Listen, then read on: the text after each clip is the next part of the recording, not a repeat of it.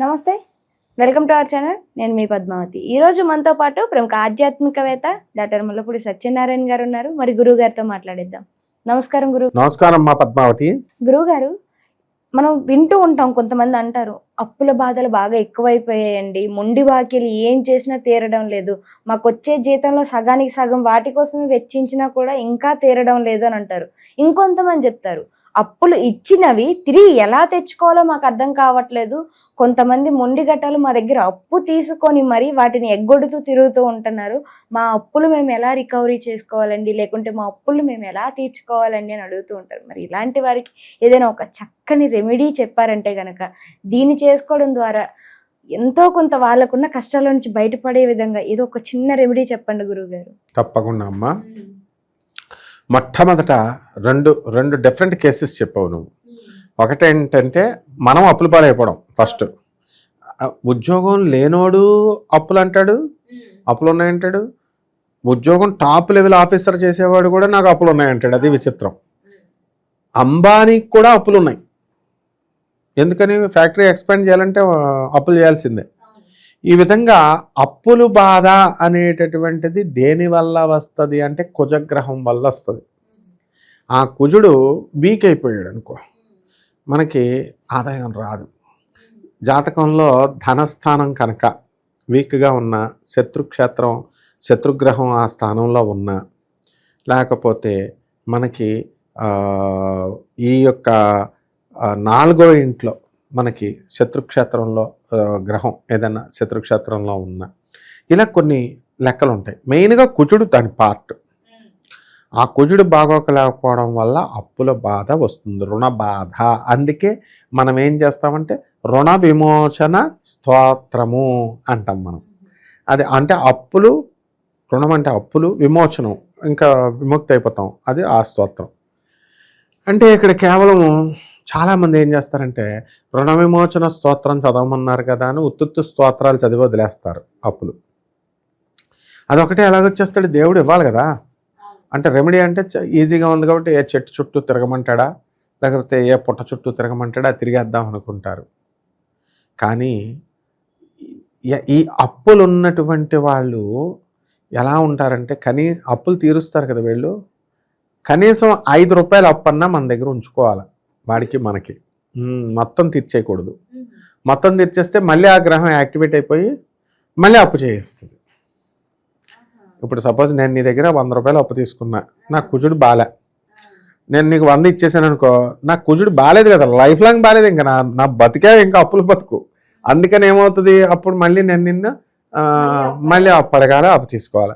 అదే నేను నీకు 5 రూపాయలు అప్పు ఉంచి నీకు 95 రూపాయలు తీర్చేసాను అనుకో, అప్పుడు ఇంక నేను అప్పు చేయక్కర్లేదు, అప్పు చేసి ఆల్రెడీ ఉన్నాను కాబట్టి ఆ గ్రహం శాంతి స్టేబుల్గా ఉంచుతుంది అంటారు. అలాగా ఓకే.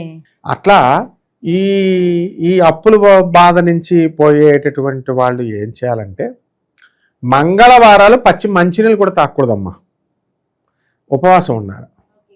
తర్వాత చంద్ర సమిధలు అని దొరుకుతాయి, మొత్తం కొండల మీద ఎర్ర కాడ ఉంటుంది, అది ఆ చెట్టు, ఆ సమిధలు తెచ్చుకొని ఆ సమిధలతో మనము సుబ్రహ్మణ్యేశ్వర స్వామి వారి యొక్క హోమాన్ని చేసుకోవాలి. అలాగే మన్యు సూక్తము అని ఉంటుంది, మన్యు సూక్తము, ఆ సూక్తాన్ని కానీ లేదా రుణ విమోచక స్తోత్రాన్ని కానీ, సుబ్రహ్మణ్యేశ్వర స్వామి వారి యొక్క అష్టోత్తరం కానీ, సహస్రం కానీ, ఇలా ఎంతసేపు కూడా ఈ సుబ్రహ్మణ్యేశ్వర స్వామి వారి సాధన చేస్తూ ఉండాలి. ఒక పాము పడగని ఇంట్లో పెట్టుకోవాలి, అది పెట్టుకొని దానికి రోజు అభిషేకం చేసుకోవాలి, చందనం, పాలు, నీళ్లు, ఆవు నెయ్యి, పంచామృతాలతో.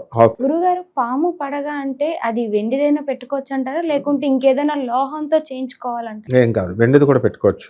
వెండి కానీ రాగి కానీ ఏదో ఒక ప్రతిమ, ఒక మోడల్ అంతే. అసలు సుబ్రహ్మణ్యేశ్వర స్వామి అందులో ఉండడు, మనం అది ఒక మోడల్. ఆ స్వామిని మేము పూజ చేస్తున్నప్పుడు సపోజ్ స్వామి వివేకానందుడు ఇదే చెప్తాడు, ఎలా గోడకు ఒక ఫోటో ఉంటుంది కదా మన తండ్రిది, ఆ తండ్రి పోయాడెప్పుడో, అయినా సరే ఆ తండ్రి ఫోటో కాలు కిందేసి మనం తొక్కుతామా, ఉమ్మేయమంటే వేస్తాం ఆ తండ్రి ఫోటో మీద. ఇదే ఇంగ్లీష్ వాళ్ళు, బ్రిటిష్ వాళ్ళు స్వామి వివేకానందని నీ దేవుడు ఎక్కడున్నాడు అని చెప్పి వెటకారం ఆడుతుంటే అప్పుడు ఆ దేవుడు ఫోటోని తొక్కుతారు వాళ్ళు. ఏంటి వివేకానందుడు సీరియస్ అయితే ఎందుకు నువ్వు సీరియస్ అవుతున్నావు అంటే వాళ్ళకి అర్థం అవ్వాలని వాళ్ళ నాన్న ఫోటో తెప్పించి ఆ నాన్న ఫోటో మీద ఉమ్మేస్తాడు వివేకానందుడు. వేసి దీన్ని తొక్కుతావా అంటే అప్పుడు కోపం వస్తాడు. ఎందుకు వచ్చింది? మీ నాన్న చచ్చిపోయాడు కదా, మీ నాన్న కాదు కదా ఇది, మీ నాన్న ఫోటో కదా, మరి ఫోటోకి ఎందుకు వేస్తున్నావు నువ్వు? మమ్మల్ని విగ్రహారాధన చేస్తుంటే ఎటకారం ఆడుతున్నావు నువ్వు.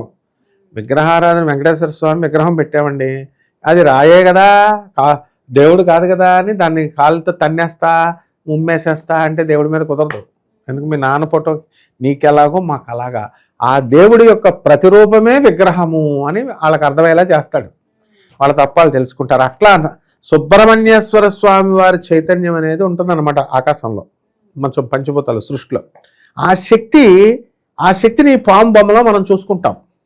ఇలా జంట పడగలు ఉన్న నాగు కానీ ఇలా పాము పడగ ఉన్నది మనం తీసుకొని మనము ఓం శరవణ భవ, ఓం శరవణ భవ, ఓం శరవణ భవ అంటూ మనం చేసుకుంటే 41 రోజులు ఈ రకంగా చేస్తే అమ్మ ఈ అప్పుల బాధ అనే దాని నుంచి విముక్తి అవుతాడు. 9 మంగళవారాలు చేసినా పర్వాలేదు. లేకపోతే నువ్వు అడిగిన రెండో రకం, ఈ రెండో రకంది గురుగ్రహం వక్రించిన, గురుగ్రహం బాగోకపోయినా మనం డబ్బులు అవతల వాళ్ళకి ఇచ్చేస్తాం, అప్పులు ఇస్తాం, వాళ్ళ మనకి ఎవరు. దీన్ని నష్టద్రవ్య ప్రాప్తి అంటారు. అంటే నష్టపోయాం, అమౌంట్ ఇంకా ఇవ్వట్లేదంటే ఏంటి, నష్టపోయాం. ఆ ప్రాప్తి మళ్ళీ వాడు మనకి ఇవ్వాలి కదా, అసలు అది యోగంలో ఉందా లేదా చూడాలి, గురుగ్రహం బాగుండాలి. ఈ నష్టద్రవ్య ప్రాప్తి కోసం కార్త్య వీరార్జునుడు స్తోత్రం చదువుతాం. కార్త్య వీరార్జునుడు అంటే ఎవరంటే దత్తాత్రేయుడి స్వామి శిష్యుడు.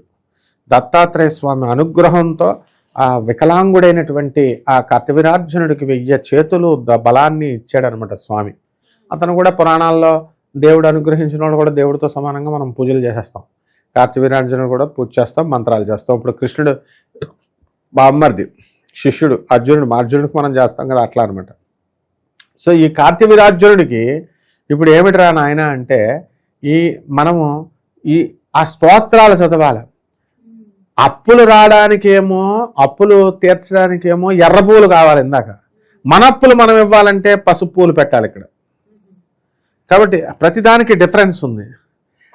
అప్పులు మనం ఇచ్చిన మన అప్పులు మనకు తీరాలంటే కందులు నైవేద్యంగా పెట్టాలి, కందిపప్పు చారు కాసి మొత్తం అన్నసంతర్పణ పెట్టాలి. ఎక్కడేమో శనగలు పంచాలా, శనగలు నైవేద్యంగా పెట్టాలి. శనగపిండి బజ్జీలు వేసి కూడా, పచ్చిమిరపకాయ బజ్జీలు వేసి కూడా అందరికీ అరటికాయ బజ్జీలు కూడా వేసి పెట్టచ్చు అనమాట. ఈ విధంగా ఈ నష్టద్రవ్య ప్రాప్తి అనేటటువంటిది రావాలి అంటే, గురుగ్రహం బాగుండాలి అంటే మనము గురువారం ఒక మేడు చెట్టు అంటే ఔదుంబర వృక్షాన్ని ఏరుకొని ఆ యొక్క చెట్టు చుట్టూ దిగంబర దిగంబర శ్రీపాదవల్లభ దిగంబర, దిగంబర దిగంబర శ్రీపాదవల్లభ దిగంబర, దిగంబర దిగంబర శ్రీపాదవల్లభ దిగంబర, బ్రహ్మ విష్ణు మహేశ్వర శ్రీపాదవల్లభ దిగంబర అంటూ ఆ చెట్టు చుట్టూ తిరగాల.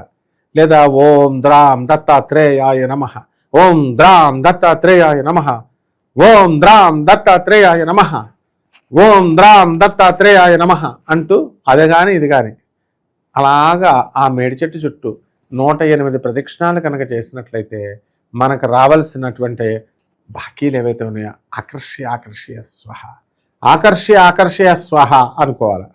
అప్పుడు అవి ఆకర్షిస్తాడు స్వామి. వాళ్ళు మన దగ్గరికి వచ్చి తలుపు కొట్టి బాబు నీ డబ్బులు నువ్వు తీసేసుకో అని ఇచ్చేస్తాడు. అంటే ఇది చాలా ఆశ్చర్యంగా అనిపిస్తుంది. ఏమంటే ఎక్కడైనా మనం తీసుకున్న అప్పులు ఎవడన్నా మనం అడగకుండా తెచ్చిస్తాడా అని అంటే వాడి కళ్ళలో కనబడతాడు దత్తాత్రేయుడు. కనబడి ఒరే చూడు నువ్వు ఏ పూజ అయినా చూడు, ఎక్కడైనా సరే చూడు, అన్నవరం సత్యనారాయణ స్వామి వారి కథలో చెప్తాం.